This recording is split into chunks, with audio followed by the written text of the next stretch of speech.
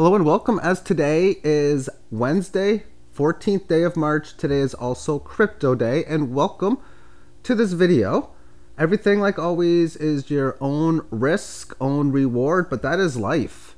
And in the investment class of risk versus reward, you have a few choices. You have the choice to hold that of Bitcoin.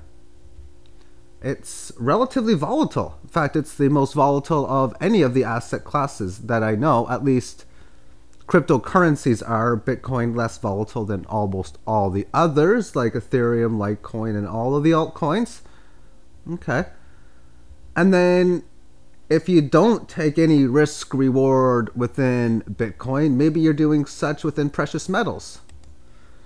Definitely less volatile, but gold shown on the screen has, well, it's been doing well overall in the longer term time frame. It's had a little bit of a decline since its 2011 peaks for both silver and gold. But there's always risk reward within the precious metals. And then you got the dollar, and I don't mean the dollar index per se, but whichever fiat currency that you're holding. So people and yourself and anyone else can talk about Bitcoin losing a tremendous amount of value from this point on. Even that going to nothing. Well, fiat currencies have been inflating continuously over and over again. It has been losing value continuously. Going to nothing? Other fiat currencies in that past have. Basically, what I'm trying to say is, regardless of what you are doing, you are forced into taking a risk versus reward chance on so many fronts in life, including, of course, a financial investing aspect and such. Okay, with that part thrown out of the side, what do we see here on the daily, on the Bitcoin price? Well, this is double top that was mentioned before, and it had broken the neckline, but a noticeable, not so big move down. And then a move back to Fibonacci. Okay, so resistance found, and it's starting to fall lower. Okay, well, that's your classic story of breaking a major key level and having the noticeable move, coming back to where you came from. That's an area that used to be support is now listed as resistance. And that's what I'll often say as these markets go down. Oh, well, 890-500's resistance now, and here it was. So therefore, this is what would be leading to what you would expect with this double top, and that would be a move. I don't know why that happened, but a pierce below 7,900, probably closer to 76 at least. But I've talked a lot about the long-term levels lately, and it's all in a just-in-case point of view.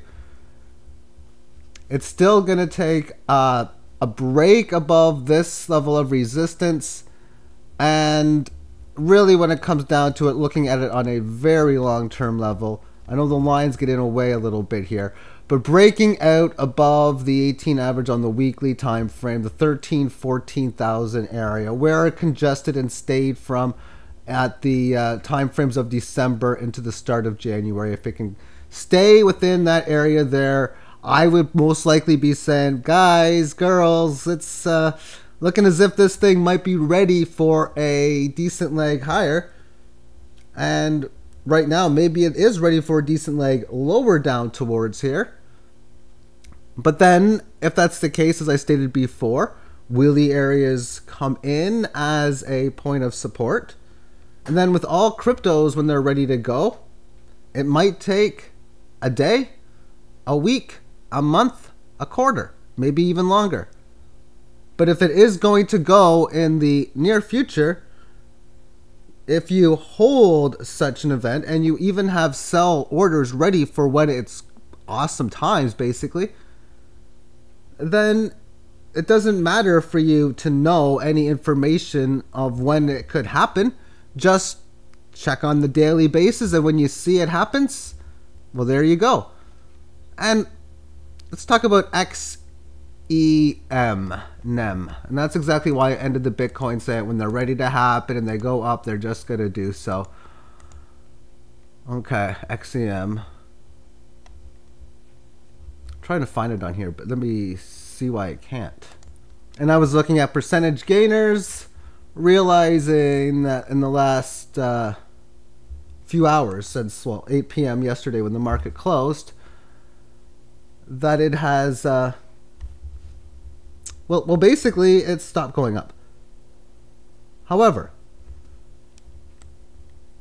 the only reason you could have told here that this thing was ready to have a huge gain was because it was at a significant key level.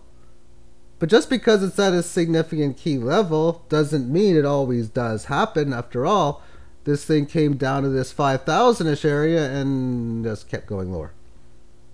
And that's the whole point of these markets. I could be telling you down on, say, at 5,000 that this thing is poised for a down move. And now you're like, oh, it's back up again, and you could buy it back for where you sold it before. So to me, I'm like, do I really want to sell in these areas? No. At least not me. Now, I did sell 2 different codes today. I sold a little bit of this. It came up to this key Fibonacci point. So therefore, I ended up selling it in that of Litecoin. I sold 105 of them for Bitcoin. Then I took the amount of Bitcoin I got for 105 of these. That got me 0.294 and a bit more Litecoin at the price of 0.0028 NEM rather, slashed against Litecoin. EMC2, I sold 130 of those and I got about 0.2688 Litecoin for such the price of 0.00. Basically the same price almost, 2068, but EMC2, how is it doing for the day? It's doing really good. And it's gotten above the 18 average. Again, we look at this in here. There are so many markets. You see this, you're like, oh, geez. It's just grinding its way lower. Man, thank goodness I got out and I sold when it was breaking below 3,200. And now it's at 4,020. And that's another reason why I'm like, why do I want to sell when I see all the breakers? Now, granted, if you did sell here and you bought it back before the move, then it was a great play. But the bottom line for these markets is that when they're ready to go, they're going to go. I sell about, well, after a buy anyway, for the first sale, I'll sell 22%-ish of what I own in a code. That's the strategy that I use. And then I will barely sell less on each decent move thereafter. So we have a price maybe going up into here around the 6,000 and change level. Well, I actually showed what I sold. So I'll sell about 95 to 100 NEM on the next one. I'll sell about 120 EMC2 at the next price point. That's basically what I'm referring to and how I would do it. And then just keep doing it so that I can sell at 4,000. That's 1. Maybe I can sell around 6,400. That's 2. Then sell above that. You'd be looking somewhere barely under 10,000.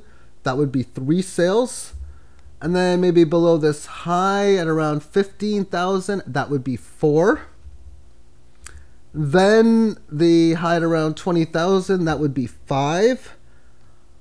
And I definitely get at least 1 to 2 more than there after that by using that type of strategy. So you would work, I would work it out to sell 130, then maybe 120, 110, 100, then 90, then 85 or 80, just like 10 less each time or something like that. In that type of ballpark area is the general way of thumb, rule of thumb for me. It's my rule, of course. I'm the person who decides what my portfolio does, and that's what any self-entrepreneur is. They're their own boss, and such. And if you're trading, you got your own portfolio or portfolios. You're your own boss as well. So therefore, do the best decisions you can for yourself. Okay. So when I see a market move up to 4,000 like this, I know this is either one of 2 things for the market. It's either reversal of trend in its early stages. After all, the band never ever did flatten out before this point, it had not even had stage 1 of a market until, well, maybe around in here. But straight down, when you have a good up day from a point where you are below the 18 lows, and you have been for quite some time, and you have a very beautiful green candle that surpasses the 18 of highs, and that's an automatic band flatten out right there, basically. And then you follow through with a gain like that, well, now that's automatic resistance established. Now, if this doesn't retrace much and it continues and breaks this point, maybe goes up to 56 or 6,000, well, then established resistance will then increase a little bit. But now I'd be looking for any type of correctionary move to come back to this band. It's going to start to rise now. And when it starts to rise, that means support has to always come in at a higher low if it's going to succeed its 18 average of lows test.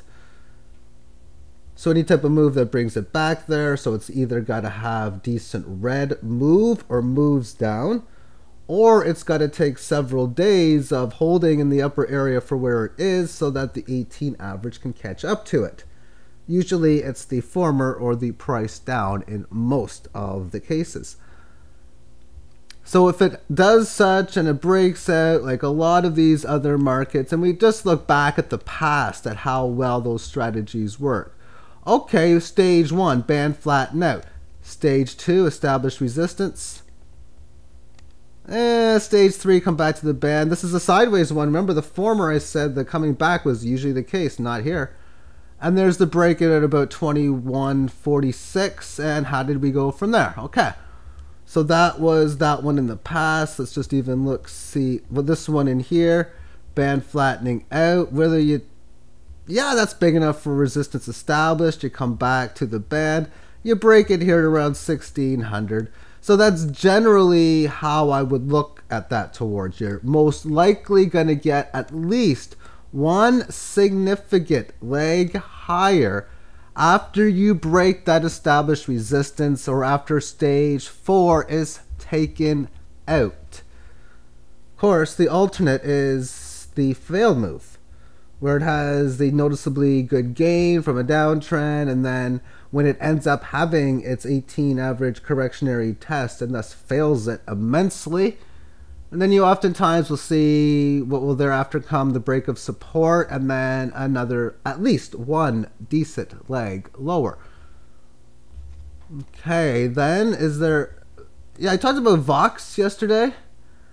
And I'm going to bring this up on the screen because it's going to be changing its name to another code. It's got a very nice, interesting setup. Band flattened out, most certainly. It's been flattened for quite some time. But you know what? Even the resistance you could say was established in here.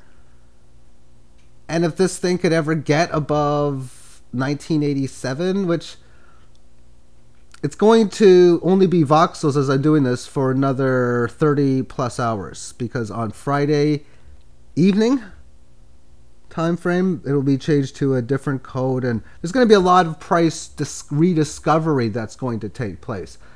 Another way to mention price discovery is monstrous volatility, big red and great green candle moves, and the price to go either well higher or well lower than where it happens to be. When the announcement was made yesterday, we're looking at the 1 hour time frame, the market seemed to like it, as the price shot up pretty fast from 1250 up to the level of 1750.